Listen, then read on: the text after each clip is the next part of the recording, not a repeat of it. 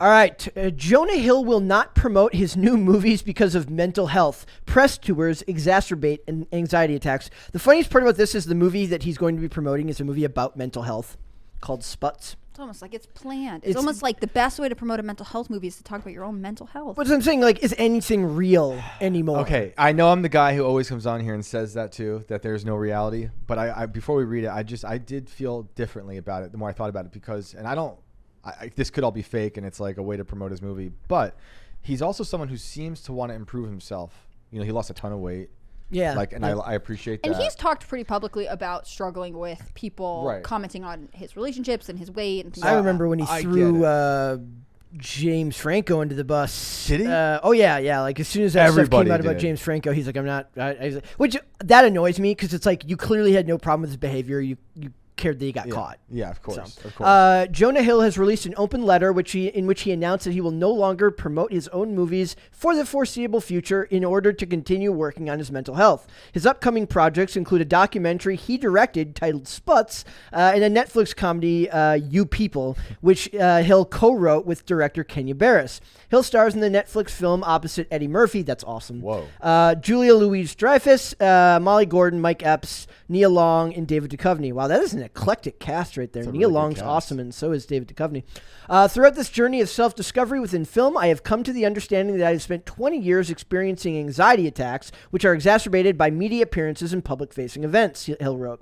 So Sputs comes out in film festivals this upcoming year. He says the movie features Hill and his therapist openly discussing his mental health issues. The reason I brought this up is because I see 900 articles a day that discuss like celebrities talking about mental health, and there's a certain fascination with it in not just Hollywood but within society right now, because we went from being completely closeted about the concept of talking about your mental health to a point where we've almost fetishized the concept of talking about your mental health. That's exactly it, and that's how I felt at first when I read it. And I also, actually, I'll be honest, my first gut reaction was this is just their attempt to get us all into the metaverse where celebrities will promote films from now on, and I reject that. But I also, as someone, I do. Why does he talk about the metaverse? No, I just feel like that's always where it's going. That's the inevitable conclusion of this, is where Hollywood moves all these promotional things into the metaverse, and then they expect all of us to join them there, which I will never ever do.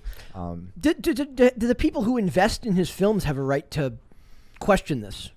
No, because like what Hannah Claire said, if he funds also, it this himself, could be good for it. This could also just be promoting it. But then he's just promoting it in a different way. Well, right. But that is still intellectually dishonest with what he's saying. If he went in and he made this statement knowing that, yeah, maybe he has a little bit of a problem with public-facing events, but now he's like, I get to get out of public-facing events and promote my movie? Sign me up. Yeah. I think that there's, like, I want to believe that he really is someone who is trying to be open about mental health or, like, take that sort of pursuit in recovery seriously, but because he did make a formal statement, it's hard not to be like, in lieu of any other promotions, I'm going to do this. So when you hear about my movies and you Google it, it's like, oh, this guy is serious about mental health.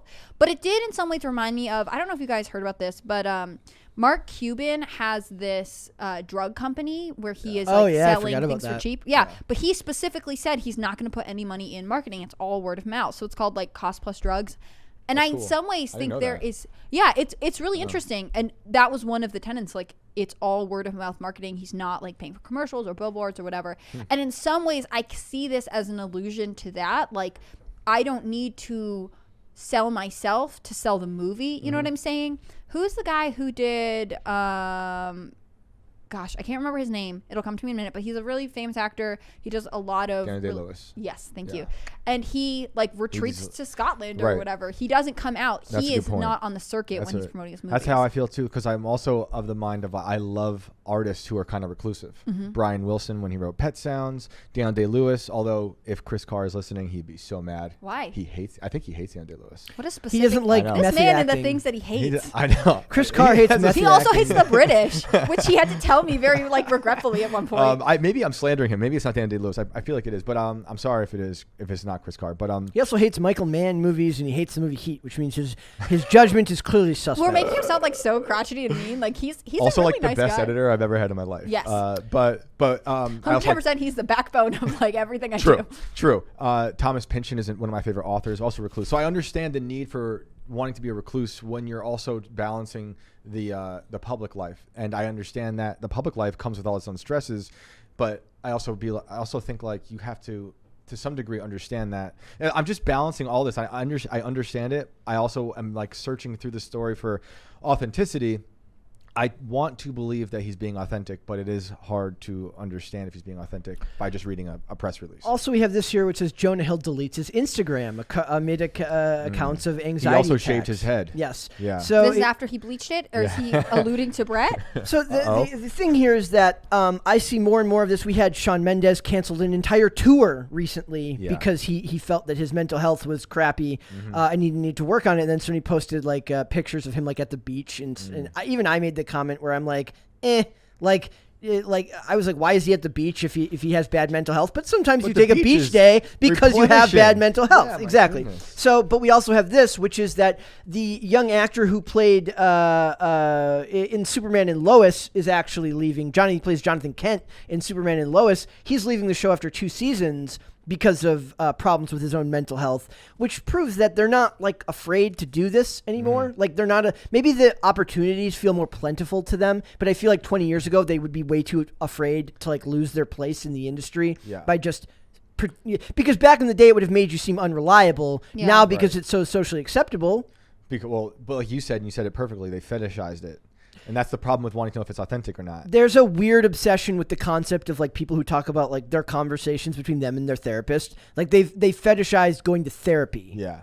Hollywood has. Yeah. I think in some ways making a big deal about anything in Hollywood makes it so that topic's untouchable about you. Like it's the outlet. I don't see minor actors, people who are working maybe on shows, but not to the level of success that Jonah Hill has, being able to be like, I want to take a mental break. Like they are still expected to turn out work because acting so much of an acting career depends on momentum. Yeah. Like it's why you see people doing massive amount of work as soon as they start to get as many offers as they can, because it will not last forever. Yep. And some people Jonah Hill is doing it to a certain extent. He's transitioning to other roles, directing, producing, but not everyone has that opportunity. And in some ways, to me, this is a testament that his career is so secure that he can say, like, I'm setting this boundary. He points that out here. He says, I usually cringe at letters or statements like this, but I understand that I am of the privileged few who can afford to take time off. I won't lose my job while working on my anxiety. With this letter and with the film, he says, I'm hoping to make it more normal for people to talk and act on this stuff so that they can take steps towards feeling better, so that people can live their lives, might understand their issues more clearly. I just think that we should talk about mental health, and like if you need a break from what you're doing, or you need to change your routine, like that's fine. But acting is a unique field where you can say, like, I'm going to put a huge 6-month gap in my schedule. I'm not going to take a movie. I'm not going to take a TV show. And realistically, like mental health or like emotional wellness or whatever it is, like those things are continuous. You can't just check out of your job. When he says, I'm of the privileged few who can take a chance to, or can afford to step away, like instead of talking about like my career as an actor, I feel like he's trying to relate to everyday working class people who can't do that. And in some ways I still think he's missing the point. Do you think we've destigmatized this discussion so much to the fact, like I said, I believe that it's been destigmatized so much that it's actually been fetishized and made like where people feel like that if they're not talking about issues with their mental health, that they're somehow not a complete person almost. Yeah. I would probably take it more seriously if he just didn't say anything. Yeah. And I just didn't see him from a while. Like, kind of how like Norm Macdonald disappeared when he was sick. That's a totally different thing. But like, just don't say anything then. Also, I wonder if like, I don't know if he has kids or anything like this, but I feel like back in the day, he's married now, right? I have no idea. Back in the day, like to take a break, they would have been like, I'm taking time off to spend with my family and to focus on my family. Now I'm taking time off to focus on myself. Which I kind of attribute to like a shift in values to a more narcissistic culture that we live in right now. Brian Wilson did it in the 60s with Pet Sounds, and he said it was because he was like a paranoid man. He hated touring. All that stuff was freaking him out. So he just locked himself in a studio and kind of just made, I think, one of the most perfect albums of all time. I also think that Jonah Hill's really good. Like, did you see his movie Mid-90s that he directed? Oh, it's incredible. It's incredible. Like, it's a great movie. That was years ago. I think I've only seen him in Moneyball, which he is great. He was great in that, too. I love that movie. I think he's really, really good. There's a movie Hannah Claire likes. Woo! Oh, you probably read the book first. The thing is, I haven't seen that many movies, so I don't like a lot of them, and when I do, there are very few. I also wonder if this is like a symptom of the lockdowns, because I see a lot of this coming out of Hollywood and musicians saying like post-lockdown, like Mike Patton, a musician I like a lot. I know him from Phantom Oz and Mr. Bungle. People might know him from Faith No More. He released a statement like a few weeks ago saying, I'm just coming out of like a terrible place, like mentally, because of lockdowns and stuff. And I think maybe all that stuff could have accelerated this mental stuff in these people. And then they feel more willing to say it out loud. Is it the studio's responsibility to help these actors? One of the things I have a problem with is like a lot of these actors never know when to shut up, and the studios should be telling them when they should, like, maybe you should ease up on, like, when you're promoting this, maybe you should like soften your language or not be so divisive in the way you talk. Like we don't cover a lot of those things on here because they tend to be related to specific properties that I'm just not interested in talking about. Yeah. Like I'm watching the Lord of the Rings promotion go on right now, and it's a hilarious, absolute disaster zone of people talking about stuff that has nothing to do with the show, and the fans are combative and the actors are combative back at the fans. Does the studio, in a case similar to that, where I think the studio should be like informing these people, like maybe you shouldn't talk about this stuff so blatantly with when you're promoting stuff, do the studios have a responsibility to help these actors or studio professionals with their mental health? I think you're missing the point that studios are ultimately driven by making money. And so if actors are willing to talk about their mental health and that is of interest, like why would they tell them not to? If that draws intrigue to the movie, right? If you in some way are getting on what we'll call like a buzzword topic, or if you're kind of picking up on that trend. I think generally we would like all industries, Hollywood not, to take people's wellness holistically pretty seriously, but I think that studios and the culture in Hollywood is such that actors are encouraged to be overexposed and to capitalize on, I mean, think of like every celebrity couple who's like, we had a baby and People has the exclusive rights to the photos and how much they get paid for that. Like they are in an industry where selling their privacy and selling their life story is so integral to everything else they do. I can't imagine a studio executive would, I would love it, but I don't think that they would have the moral standard to be like, no, we're going to cut off this revenue stream. Yeah. So maybe it means more if you don't talk about it. Yeah, I just cringe at thinking in the studio of telling anyone to say anything or not. I understand they could give advice, but I would just be like, don't tell me what to say. But maybe they have contracts, so I don't know how that works. But it would be nice to think of like how Hannah Claire said it, like if they could, behind the scenes be like, hey, maybe we can help out like this and that. But I just find it to be a very heavily used, like the concept of mental health being a buzzword in articles that I'm reading all day, every day now. So I thought it would be interesting to cover it from the angle of like, from somebody who can afford to not promote his own movies. But I do wonder if yes, sure, this is good promotion, if that was indeed the purpose of it. Yeah, he did say, I think in there that like making that movie where he's talking about the mental stuff kind of opened all this up for him. Yeah. So maybe it was like a gateway into him having this revelation. Well, and I think if he is like if he is an example of someone who's like, hey, I'm not going to do something because I don't feel comfortable with it and it ultimately doesn't impact me positively. Like, I don't actually think that's bad. I think so often we're told we have to tolerate things or do things because like it's for the greater good. And ultimately, like, I'm not saying you should be selfish, but also there are times to be realistic with what your capacity for things are. I have like debilitating anxiety through my whole life. Like I was born with anxiety. I was an anxious baby, right? So I understand this, and it's probably why I'm empathizing for this here. I feel not like just doing the show here. I get high anxiety. Being in front of a camera, talking, sharing my views, and leaving those views open to criticism gives me extreme anxiety. It should. And I understand taking a step back, and that's healthy. But I also think, and this is just my opinion, that you can turn these flaws, if you want to call it a flaw, your anxiety, it's a flaw in me, like into a superpower. And you can make this something that you can work against. You'll never cure it. I don't think it ever goes away. No. But you're going to have to find a way to balance it. I don't have nearly a public life as he does, so I can't speak to that. How do you make it a superpower then? How do I make it a superpower? Like, one of my favorite. I think of the concept of gratitude as a superpower. Gratitude, yes. Even when you're struggling, is to me something I consider a superpower. That is a really important one. In terms of nerves, I always think of my favorite line from the Killers song. How do you know you're right if you're not nervous anymore? So by that, I just take like the idea that if I'm getting nerves, I'm feeling nervous about something, it's making me kind of hyper aware of my surroundings and myself, my thoughts, and then I kind of overthink it, which could also be a problem, superpower or debilitating problem.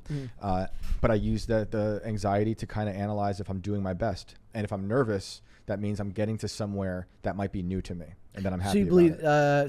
I spend most of my life trying to get away from like. You got to work with it because it'll never go away. Yeah. For me, at least. For me, I think there are some people who experience anxiety or like depression in a moment of time and they go through it, but there are people who are also like anxious or depressive. Like that is part of the personality, and you have to learn to incorporate those things into your lifestyle every day, because otherwise, like, and I go back to my thesis here, like, it's unrealistic to think taking 6 months off of a job will permanently fix any of these issues. I mean, they are things that you live with in part, like the same way you live with your personality, right? And you have to be accountable to that. I personally think taking a step back for 6 months will make it even harder to emerge back into life, like the lockdowns were for many people. I know people who were locked down with their kids, didn't leave their apartment for 6 months. If anything, you need to learn to better adapt to the same situation you're already in rather than changing your situation entirely. Right. Does that really solve anything when you take your life and turn it into an unrealistic expectation of what it's going to look like once that 6 months are over? Because it's not going to look the same. Nope, it's going to be different. But I'm sure he's finding out who his like real friends are too. Yeah. I bet James Franco is reaching out to him behind the scenes. Maybe. Because I still like James Franco. Yeah. I think he's a great, crazy artist. I don't know about him as a person, but I loved his art. You're going to enjoy watching him as Fidel Castro? I can't wait. He looks more like him than the guy who played Luigi. From Mario. Then John Mario Leguizamo. Brothers, yeah. There was a super chat there, and let's get Jose Cuervo said, people sometimes invoke, quote, my mental health when literally just experiencing some form of accountability and necessary discomfort. Also, it's like it's kind of like COVID became the go-to. Like if a project wasn't going to work out, it's like go-to excuse you could use for anything was COVID, and now you can do that with mental health too. Like mental health probably came first. They're probably using that as an excuse first, and then like COVID was like the new get out of jail pass. Yeah, I think mental health and like self-care or self-love went hand in hand, and COVID blew that out of the water. Hot take: I hate that term. I hate self-care. Self-care. It's like the idea that like I don't know. No, I don't like the. I feel like a crotch. Idea of self-care. I don't like the phrase. Call me a crotchety old person, but it's just like it's always just like it's just behave. It's a reason for them to behave narcissistically. Is that someone calling you? Yeah. Yes. It always feels like a reason for somebody to behave narcissistic. Like I watched one the other day. It was like a TikTok where this lady's like, my husband looking at the Target bill after my third day of spending $275 on this, and this, and like hashtag self-care. I'm like, you're just being impulsive. You're just being a bad person to your husband. I think part of this is like people think. I am very anti-indulgence culture, and I know you said term maybe a that's lot. No, maybe that's what I mean. It's like people are overly indulgent. And you know, I think it's done some positive things for pop culture, but the show Parks and Rec came up with Treat Yourself Day, which is like interesting, right? You like. It means that you spend money on things that you want that day. And I think there is totally a place for that in life. But what it became code for was like, I am going to shut my eyes to consequences and think that buying things materially will make me feel better. Like a lot of this retail therapy. Right. A lot of this actually takes very serious self-reflection and self-discipline. And that's not what people want to do because they want impulsive, like short-term fixes. Exactly. Then again, I bought like American flag pajama pants at like 2 a.m. the other day. So what do I know? Temporary fixes. He's wearing them right now, everybody. He's going to put them on after this. He's going to lie down and be like, I've had a very long, hard day. I wore them around the house last night, and I was just like, I didn't need to buy these, but I did. But I feel better now. Exactly. Like $17 to You know freedom. what that was, Brett? That was self-care. That really was good self-care. You self-cared. Thanks for watching this clip, guys. If you want to see full episodes or follow us on social media, links are in the description below. Bye.